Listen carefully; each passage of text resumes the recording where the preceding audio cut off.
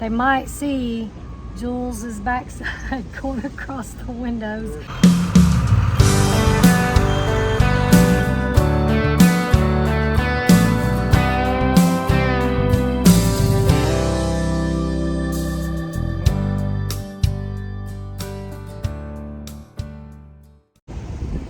Hey guys, welcome to Parson Road. Welcome to our channel. My name is Jules. And I'm Elvis. Elvis Parsons. Elvis Johnny Parsons. Johnny Parsons. Yes. So in case you're new to our channel, we have a lot of videos on this channel, over 400 videos, dating all the way back to like 2015, I believe it is, or 16, maybe it might even be 17, but when we travel full time with our boys in our RV, traveling, doing music, we stopped that for a little while when you know what came along. We had to stop, and so then we kind of did some videos on homesteading and stuff like that.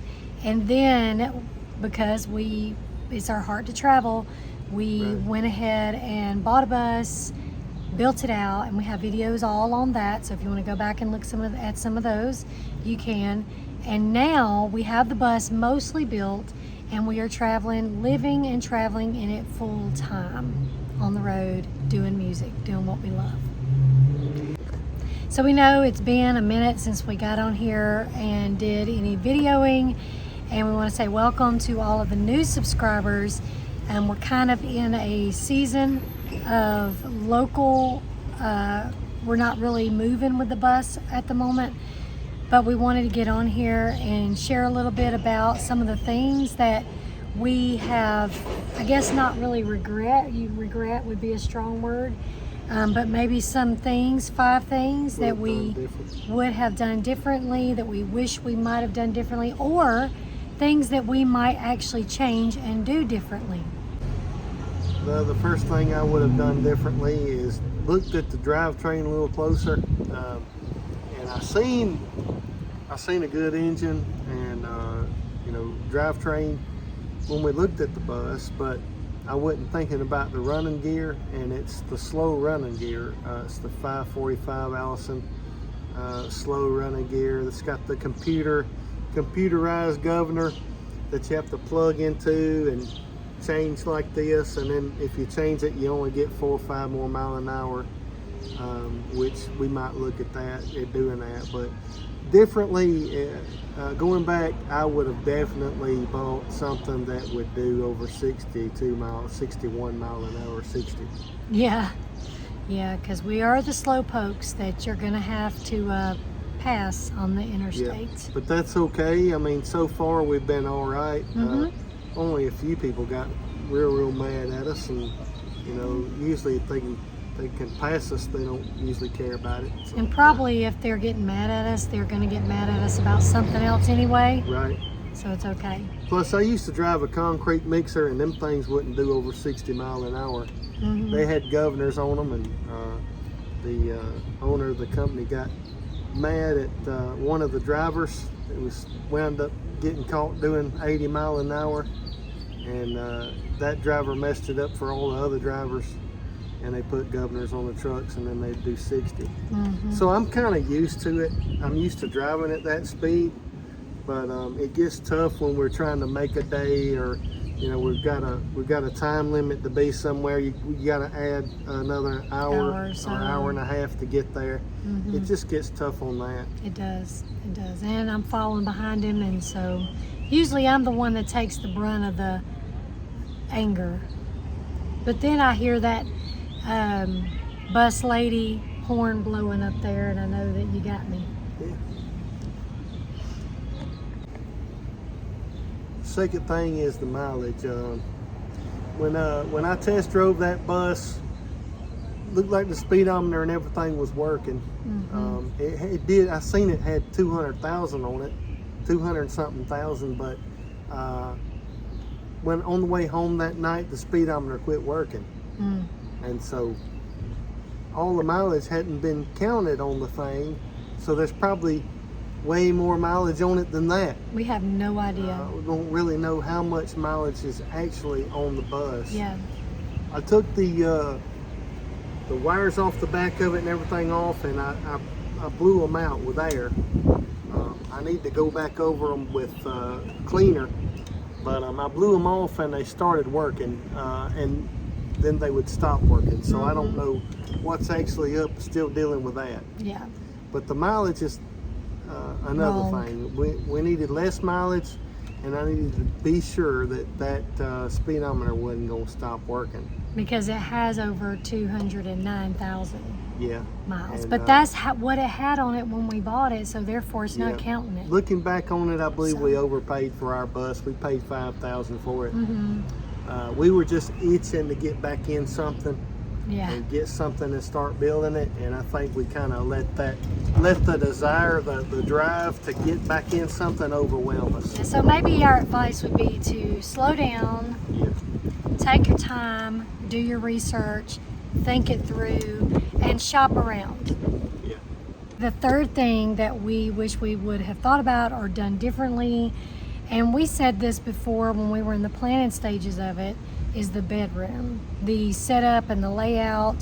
One of the hardest things we did with this bus build is figure out the layout, where to put things, how to build things, all of that kind of stuff. And we spent about 3 weeks on just the layout, trying to decide everything. Yeah, it was the biggest thing, especially this bedroom, because the back of this particular model, it's an International Amtran, and it's a rear engine, and so the back of the bus has this awkward compartment where there's just this awkward space that is up over the engine, and you can't really do anything with it, and it's shaped awkward, it's high up off the ground, and it's just a really awkward space. So what we decided to do was we decided to build the bed instead of north to south. We did the bed east to west, and we just kind of left that area back there for storage, and we put a little mattress back there for when the grandkids come. Well, so far the grandkids haven't come, but they are coming. We'll have a video up on that in a few weeks. Heaven help us. But anyway, yes. And so anyway, but we had built that space, kind of with the window in mind that we could look out at the stars and all of that, but that hasn't worked out. We've actually just been throwing extra stuff back there. So we have our keyboard for our music stored back there. We end up just kind of putting extra things back there. But we are probably going to go revisit that space just a little bit and try to figure out how we can make it more useful. And also with the bedroom, the bed being east to west, I'm having to go around it, and we thought there would be a bigger space that I could walk around it up over the wheel well, but the space is like really small, and it's a good thing that I haven't gained too much weight, because at the moment I could still get around it, but it's awkward. So like when I go around it, my backside kind of scrapes across the windows, and all the curtains come open with my backside going. So if somebody's standing outside looking, they might see Jules's backside going across the windows. TMI, we won't tell you which side that's on. Yeah, but it's a little bit awkward, and we would have done it different. And the bed is extremely high up anyway, and that's why we did it that way, to avoid the bed being high up, but it is anyway. So we'll probably leave it like that for a while, but that is something we do think about and wish that we would have done just a little bit different. So the fourth thing that we wish we'd have done different, or may even still do different on this one, is the location of the 50 amp plug-in. So we put it over on the driver's side where the emergency door is, and that's where we put all of our electrical. In hindsight, I think we would have put all of it in the back of the bus, because that's where the most logical place was to put the generator. So our generator is toward the back, and so that would have been probably the best thing, because we are, we're having to run a cable under and all of that kind of stuff, and think about where to put the inverter when we get ready. We haven't even installed that yet. and the batteries and all that. So, but Johnny says, what, that you're going to change it? Yeah, You're going to be able to kind of fix I've it? already got I ran a wire from the back to the front where the box is to power, so that the generator can power the thing going down the road. I don't have a transfer switch. I wanted to get one, but I don't have one, so I think I'm going to do it a little differently. I'm going to put 2 inlets on the back side, and I'll show you that in a later video. On the back side on the firewall, I already got the wire run into it. I think I'm going to come off it with 2 plugs, one for 50 and one for 30 at end, so that I can plug the AC power in one side and the generator in the other. So I'm still going to work that out. A friend of mine up in Knoxville, Tennessee told me about all that.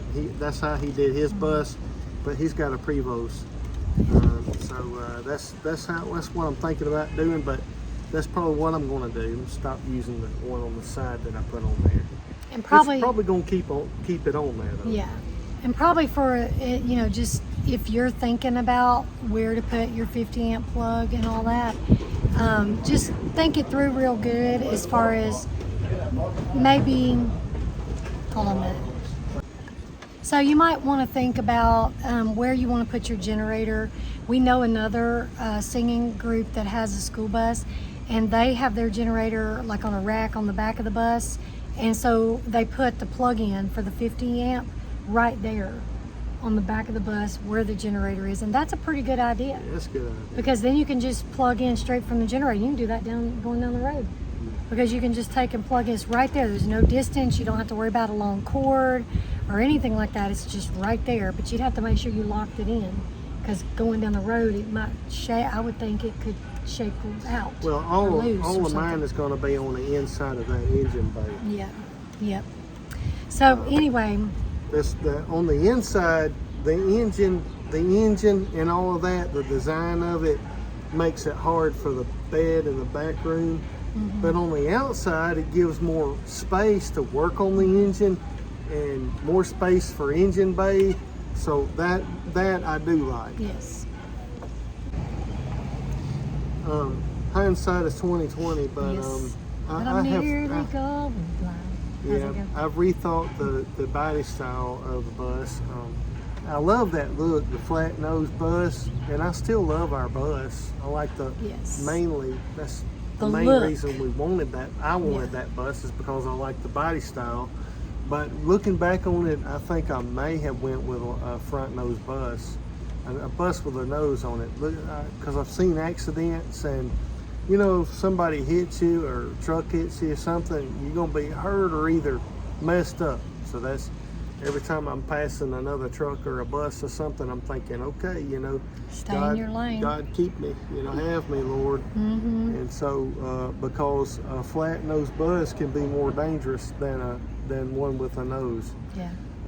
That and the bays on the body style, wish we had found one with more bays. We've got that one bay on the right side, and I do like the engine bays, the room in the engine bays, because I'm able to keep my generator back there. But that's it.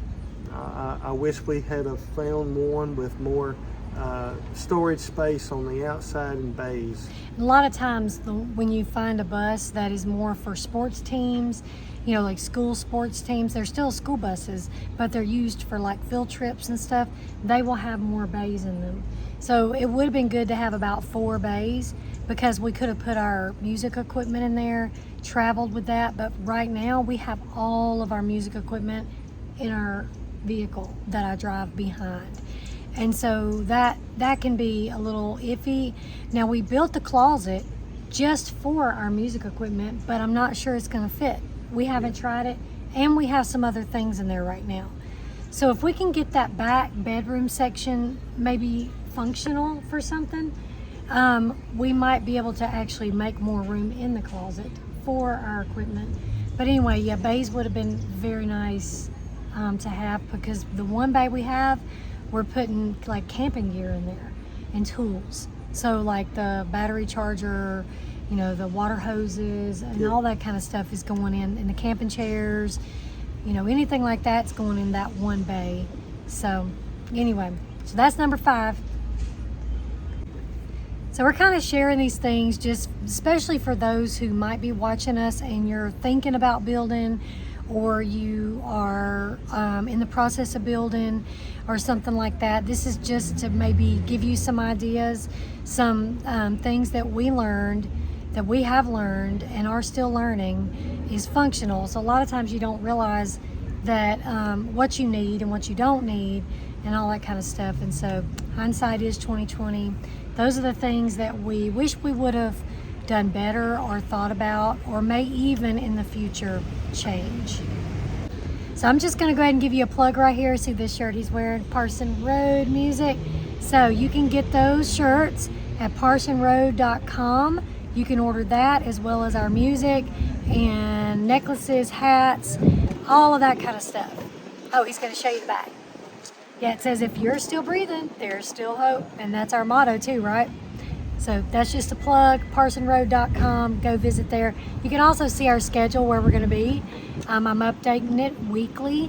And if you would like to get Parson Road to come and sing at one of your events, whether that be a church event, like a campground or a birthday party, anything like that, we would love to come and get you on our schedule for even a house concert. That's something we want to get into. So we do oldies too, and seniors meetings and stuff like that too. So give us a call. And if you see us in your area, just reach out to us. Let us know. You can reach out to us on our website or in the comments down below. So we had a concert this weekend where we sang our son. I'm not sure if I'm going to leave you guys with one with our son in it, but he did go with us local while we're here and sing. And so we're going to leave you with a video, and we're going to go ahead and get out of here.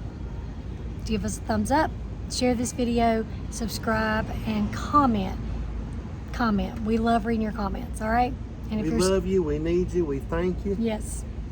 And if you're still breathing, there is still hope. There's still hope. God bless y'all, and we will see you on the next one. Here's your little bit of music. There are 3 wooden crosses on the right side of the highway. Why there's not 4 of them, heaven only knows. I guess it's not what you take when you leave this world behind you. It's what you leave behind you when you go.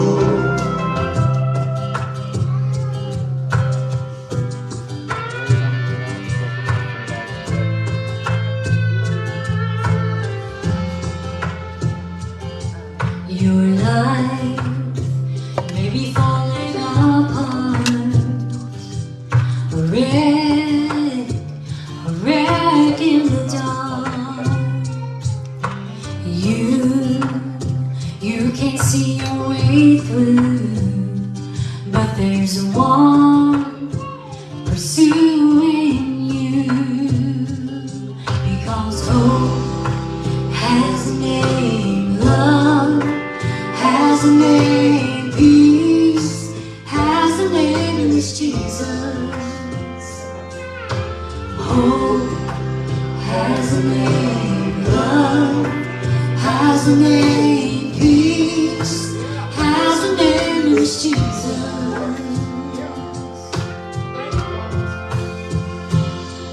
This world is so easily shaken.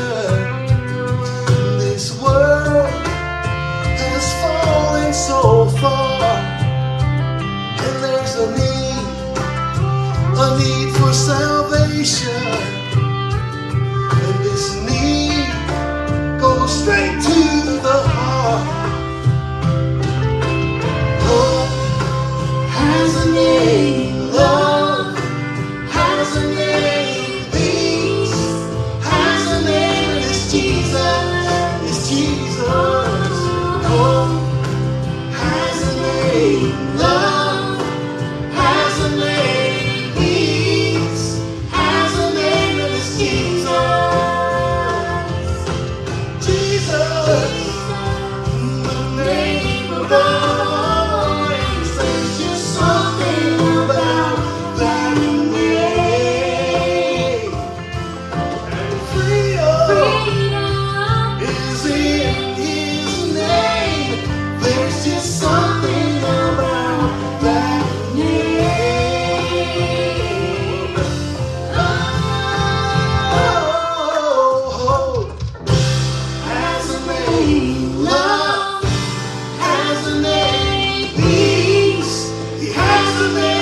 Jesus.